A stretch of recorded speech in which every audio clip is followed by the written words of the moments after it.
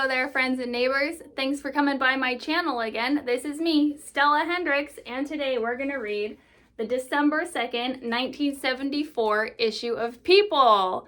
It's got an article in there about the old Hef. The cover is kind of beat up a little bit, you can see. But you can still see Barbi, beautiful Miss Barbi in there. All right. Up front, a raw new book is just the latest of Hefner's woes. Oh, let me just show you. This is the author of the said scandalous book. And here we have, oh, I love that bust of Barbie back there. It's an icon. Oh my God, someday I'm gonna have a bust of me, a bust of my bust commissioned and put it up somewhere in the house just like that. Oh God, that's hysterical. Okay, I know it's not really good to do this, but I'm gonna do it. I do what I want. To a faithful reader of Hugh Hefner's Playboy, the theme of sexual freedom recurs. Doing your own thing is perfectly acceptable as long as it doesn't hurt anybody. And when it comes to describing what that thing might be, Hefner's magazines have always been unblinkingly frank. Now, as it turns out, that rule doesn't quite hold true for Hefner himself. At issue is an unauthorized biography of Hefner, written by a former Hefner employee and published this week by the Macmillan Company. In past years, no less than 6 official biographies were commissioned by Hefner, then stopped, and $60,000 in writer's fees written off. As an unofficial version of Hefner's strange life, this one set off alarms throughout the corporate empire. Hefner's lawyers and nervous Playboy executives checked the new book in pre-publication galleys and leapt to the defense of their boss, demanding more than 100 corrections. Macmillan refused. Angry letters buzzed from Chicago to New York. A hotel meeting ended in a shouting match between attorneys.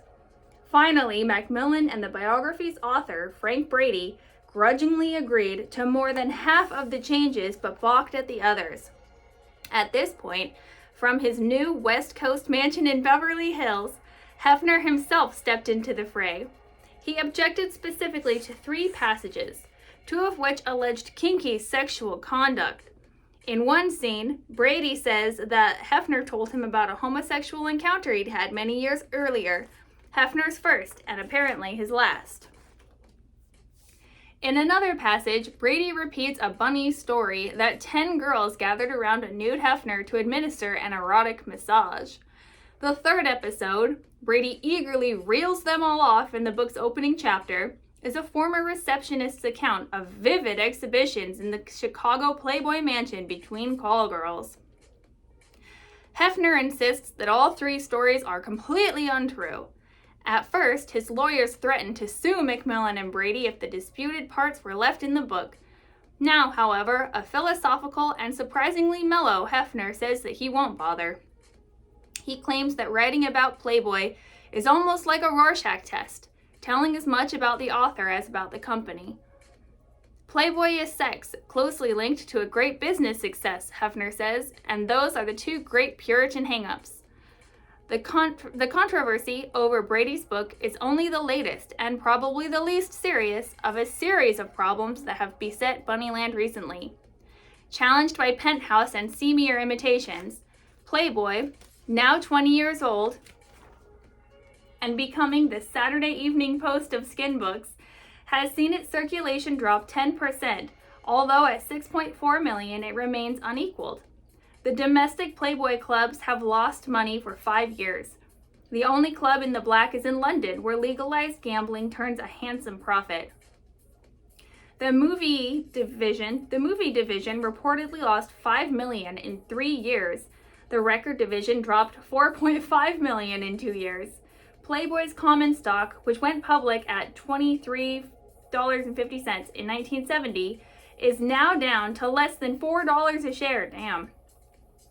Hef has appeared imperturbable in the face of these troubles. In fact, he says he has never been happier. Despite financial setbacks, he is still worth about $200 million. In the last 2 years, he has increasingly withdrawn from the Chicago-based business and publishing operations, which he claims require less of my time. Now he hangs out in the $1 million Playboy Mansion West, giving Gatsby-esque parties and playing backgammon night after night. His hair flows over his collar and visitors find him disarmingly pleasant. Hef hasn't been back to Chicago since last spring and keeps in touch with his editors by telephone and through memos and monthly meetings in LA. He still selects the Playmate of the Month, one of his long-standing prerogatives. Now I should show you the pictures. In like a 1920s swimsuit or something.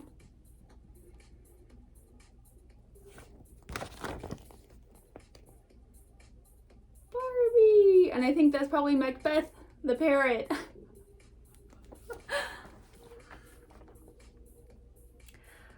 California's main allure for Hefner is Barbie doll Benton, 25, the well-rounded one-time Miss Teenage America contestant who since 1969 has been a big part of Mr. Playboy's life as his ever-present pipe and bottle of Pepsi Cola. Through their relationship, though their relationship momentarily cooled last month when Barbie moved out of Hef's lavish pad, they have since made up. Hef has so enthusiastically promoted her new career as a country and western singer that his friends joke about renaming the company Plowboy Enterprises. Her nightclub act, while not electric, is pleasing, and she is currently booked into a prestige club in Vancouver, British Columbia. Mindful that Barbie was once a zoology student at UCLA, Hefner filled his 5.5-acre compound with crested cranes, flamingos, monkeys, and peacocks. So many that he had to register his property as an official zoo. On a recent Sunday night, Hef and Barbie and 50 or so close friends like Robert Culp and Peter Lawford settled down to a buffet of roast beef, game hens, and fine wine served by Hefner's household staff of 40. There isn't a lot we need to go out for, Hef explains. We can bring whatever we need, people, movies, whatever. It's the whatever that fascinates people, of course. A constant topic of speculation among their friends is whether the once-divorced Hef will forego his Siberic lifestyle and marry Barbie. Author Brady claims in his biography that Hefner has sex every night of his life and quotes a friend as estimating that thus far, Hef has bedded more than 2,000 different women. That hardly phases Barbie. She and Hef will marry, she says, when I'm ready. Despite his current problems, Hefner is resolutely optimistic. He has shifted 6 of his most disastrous Playboy clubs to new locations. He now talks of exporting the Playboy philosophy to new frontiers of sex, notably in West Germany and Japan. His book club is doing better, and We, a kind of raunchier-than-thou magazine aimed at capturing the younger, more permissive market, seems to be healthy. Hefner is equally sanguine about his personal life, which has opened up since he moved to California. The old days of the recluse and hermit in Chicago are over, he explains. They were never true to begin with, but what was true was that I never went out of the house. Getting involved out here was a deliberate change in lifestyle. So let's read the captions under the pictures real quick. Author Frank Brady, once a Hefner employee, defied Hefner's threats of a lawsuit over passages in his biography. At the Playboy Mansion West, Hef relaxes with his favorite diversions, backgammon, and steady girlfriend Barbie Benton. The bust behind them is a likeness of Barbie, yeah. So we saw these, but here they are again.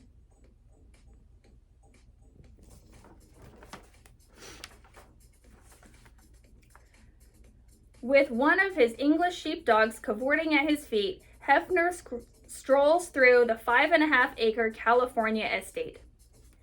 Enjoying the Pacific air and his pipe, a somewhat distracted-looking Hefner is subjected to a flurry of questions from one of his assistants, Joni Mattis. Barbie, a one-time zoology student at UCLA, fondles one of the parrots Hef keeps in the estate's menagerie. Friends predict that Hef and Barbie will eventually marry. Barbie is so cute. So that's it for this article. It's just 1974, December 2nd, People magazine. I have a million of these. I just think that they're fun. So thank you for bouncing through that little article with me, friends and neighbors. And I'll get back to you real soon with something more substantial. What do I always say? See you on the flip side.